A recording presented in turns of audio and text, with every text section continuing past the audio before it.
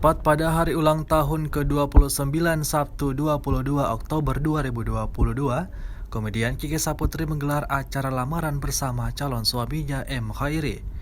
Kiki berbagi kisah perkenalannya dengan Khairi hingga rencana pernikahan dan perjanjian setelah bertunangan.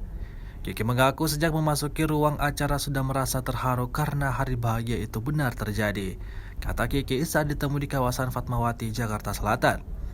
Khairi merasa gugup sebelum acara lamaran berlangsung. Namun ketika sudah usai dan menemui awak media, ia mengaku lega. Kiki mengisahkan ia bertemu Khairi bulan April lalu dan mulai berpacaran pada bulan Juni. Mendadak pada awal Agustus, Khairi ingin menjalin hubungan yang lebih serius.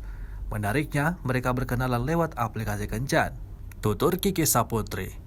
Kiki senang dari hal iseng yang dilakukannya ternyata berujung menjadi kebahagiaan. Khairi juga menjawab dugaan ia memberi hadiah mobil mewah ke Kiki. Rupanya di luar gedung acara ada sebuah mobil Mercy hitam, terparkir lengkap dengan pita merah yang mengikatnya. Plat mobilnya pun berinisialkan nama Kiki Saputri. Sambil malu-malu, Kiki berujar ia telah berpesan kepada Khairi agar menaruh mobil itu di garasi saja.